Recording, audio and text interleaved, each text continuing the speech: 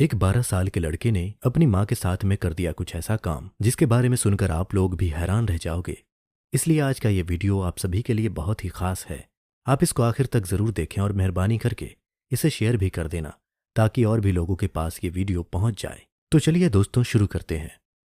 दोस्तों आज जो वाक़या हम आपको बताने वाले हैं ये वाक़या एक 12 साल के लड़के का सच्चा वाक़या है जिसके वालिद का 5 साल पहले इंतकाल हो गया था। उसके घर में 3 मेंबर थे, उसकी माँ, उसकी एक बड़ी बहन और एक वो खुद। उस लड़के का नाम माजिद था। माजिद का बाप एक प्राइवेट कंपनी में जॉब किया करता था, इसलिए उन्होंने सस्ते वक्त में एक छोटा सा घर भी बना लिया था। अब ये तीनों उसी घर में रह रहे थे। माजिद के वालिद की उम्र तकरीबन 35 साल के करीब रही होगी कि उनका इंतकाल हो गया।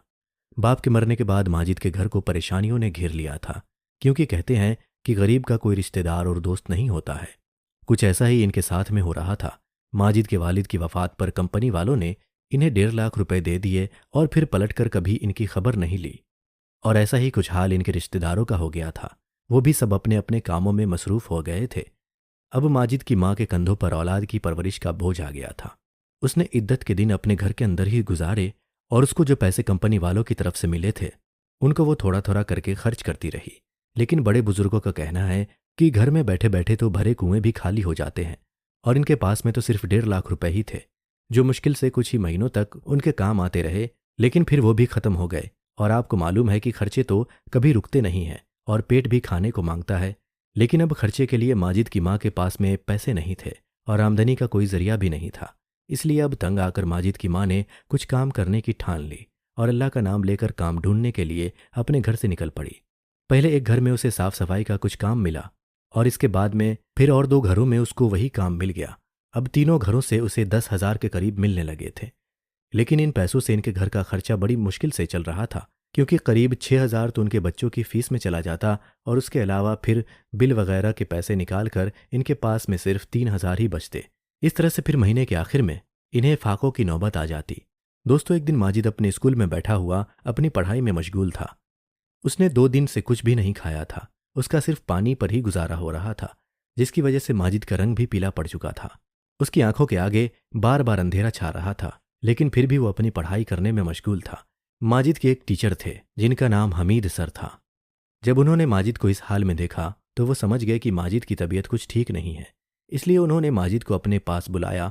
माजिद मुश्किल से अपने आप को संभालता हुआ और लड़खड़ाते हुए कदमों के साथ आकर हामिद सर के सामने खड़ा हो गया। उसकी टांगें भी उसका साथ नहीं दे रही थी। ये देखकर माजिद के टीचर हमीद सर को मालूम हो गया था कि माजिद की ऐसी हालत क्यों हो रही है। उन्होंने फौरन ही पूछा कि बेटा क्या बात है, तुम ठीक तो हो ना?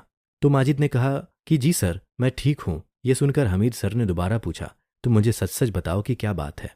इसके बाद माजिद ने हामिद सर को बताया कि सर दरअसल बात यह है कि मेरे घर में 2 दिन से राशन ख़त्म है। इस वजह से मैंने और मेरे घर वालों ने 2 दिन से कुछ भी नहीं खाया है और इसी वजह से मुझे चक्कर आ रहे हैं। ये सुनकर हमीद सर की आंखों में आंसू आ गए और उन्होंने फिर फौरन ही माजिद को अपने साथ में लिया और उसे ले जाकर स्टाफ रूम में बिठा दिया और फिर अपने चौकीदार को कुछ पैसे देकर कहा कि जल्दी से बाजार जाओ और जाकर कुछ खाने पीने का सामान ले आओ। चौकीदार फिर फौरन ही बाजार गया। फिर कुछ ही देर में एक सैंडविच और एक कोल्ड ड्रिंक की बोतल ले आया। हमीद सर ने फौरन ही वो सैंडविच माजिद को दे दिया और कहा कि बेटा ये लो और इसे खा लो। इसके बाद हमीद सर ने माजिद से पूछा, बेटा क्या इससे तुम्हारी तबीयत में कुछ बेहतरी आई है? तो ये सुनकर माजिद ने हाँ में सर हिला दिया। माजिद ने वो सैंडविच खाया और साथ में वो कोल्ड ड्रिंक भी पी ली। इसके बाद उसकी आंखों के आगे थोड़ी रोशनी आई। इसके बाद फिर माजिद को अपनी क्लास में भेजते हुए हमीद सर ने कहा, बेटा छुट्टी के वक्त तुम मुझसे मिलते जाना।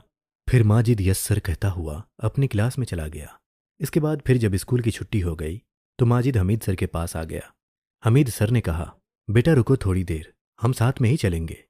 फिर थोड़ी देर के बाद हमीद सर माजिद का हाथ थाम कर स्कूल से बाहर निकले और अपनी मोटरसाइकिल पर बिठाकर बाजार की तरफ चल दिए। फिर बाजार पहुंचकर हमीद सर ने आटे का थैला, चावल, दाल, चीनी वगैरह सब चीज़ें खरीदी और फिर माजिद के साथ उसके घर पहुंचकर उसकी रसोई घर में वो सारा राशन रखवा दिया। उस वक्त माजिद की माँ घर पर नहीं थी, क्योंकि वो तो बेचारी काम करके थकी हारी 4 बजे के आसपास में घर में पहुंचती थी। इसके बाद हमीद सर ने माजिद से कहा, बेटा अब तुम्हें फिक्र करने की कोई ज़रूरत नहीं है, बस अब तुम अपनी पढ़ाई पर ध्यान दो। अब मैं हर महीने तुम्हारे घर में इसी तरह से राशन भिजवा दिया करूंगा। दोस्तों इसके बाद फिर जब हमीद सर को ये पता चला कि माजिद यतीम बच्चा है तो फिर उन्होंने माजिद के स्कूल की फ़ीस भी माफ़ करवा दी। फिर थोड़ी देर के बाद जब माजिद की माँ घर आई तो बेटे से पूछा कि बेटा ये सारा सामान कहाँ से आया है। तो फिर माजिद ने अपनी माँ को हमीद सर की सारी बातें बता दी और यह भी बता दिया कि माँ, हमीद सर ने कहा है कि अब से वो हर महीने हमारे घर में राशन पहुंचा दिया करेंगे, और यही नहीं, उन्होंने मेरी स्कूल की फीस भी माफ़ करवा दी है। ये सुनकर माजिद की माँ की आंखों से खुशी के आंसू छलक पड़े। फिर वो हमीद सर को ढेर सारी दुआएं देने लगी।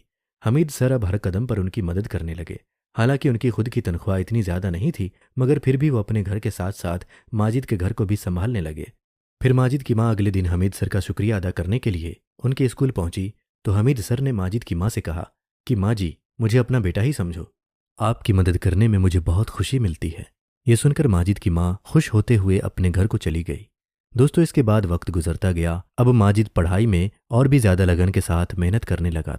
थोड़े दिनों के बाद माजिद ने अपने स्कूल की पढ़ाई मुकम्मल कर ली और फिर वो वक्त भी आ गया जब माजिद को कनाडा की एक अच्छी यूनिवर्सिटी में स्कॉलरशिप मिल गई। ये देखकर माजिद की माँ और बहन बहुत खुश हो रही थी और इधर माजिद ने कभी सोचा भी नहीं था कि वो कभी बाहर जाकर किसी और मुल्क में पढ़ाई करेगा, लेकिन आज ये दिन भी इसकी ज़िंदगी में आ चुका था। फिर उसी यूनिवर्सिटी ने माजिद का टिकट भी भेज दिया था। अब अगले ही दिन माजिद की फ़्लाइट थी, इसलिए माजिद एयरपोर्ट पहुंचा और जाकर फ्लाइट में अपने सीट पर बैठ गया।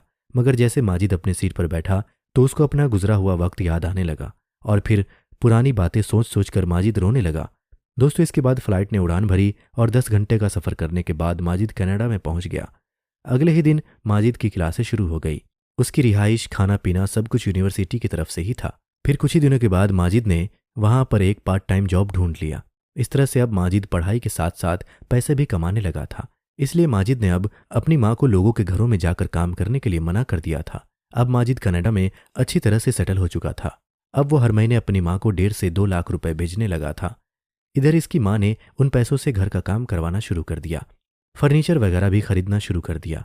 इस तरह माजिद और उसके घर वालों के अच्छे दिन शुरू हो चुके थे।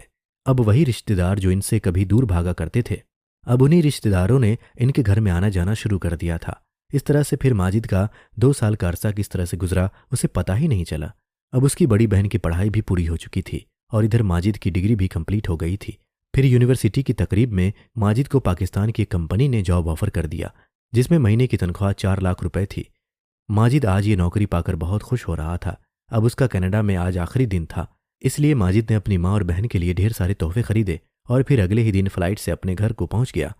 बेटे के घर आते ही माँ ने गले से लगा लिया और फिर वो उसे चूमने लगी, क्योंकि आज माजिद एक कामयाब शख्स था। दोस्तों, फिर एक हफ्ते के बाद माजिद ने अपनी नौकरी ज्वाइन कर ली। आज माजिद का अपने ऑफिस में पहला दिन था।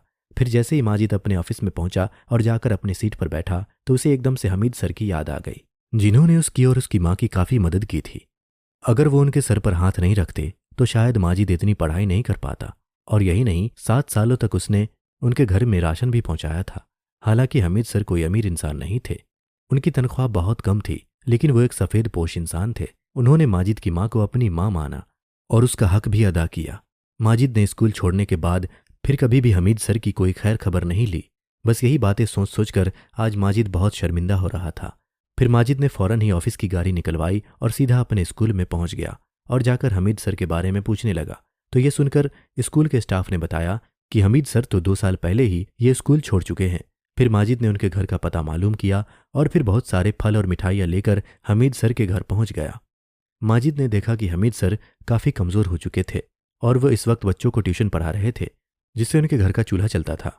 माजिद ने हमीद सर की हालत देखी तो आंखों में आंसू आ गए। फिर माजिद को मालूम चला कि हमीद सर के एक बेटा और एक बेटी भी है। बेटी ग्रेजुएशन कर चुकी है, इसलिए अब वो ट्यूशन पढ़ाने में हमीद सर की मदद किया करती है और बेटा अभी पढ़ाई कर रहा है। इसके बाद माजिद ने हमीद सर का अच्छे हॉस्पिटल में इलाज करवाना शुरू कर दिया और साथ ही उनके घर में रोज़ाना खाने पीने की चीज़ें भी पहुंचाने लगा।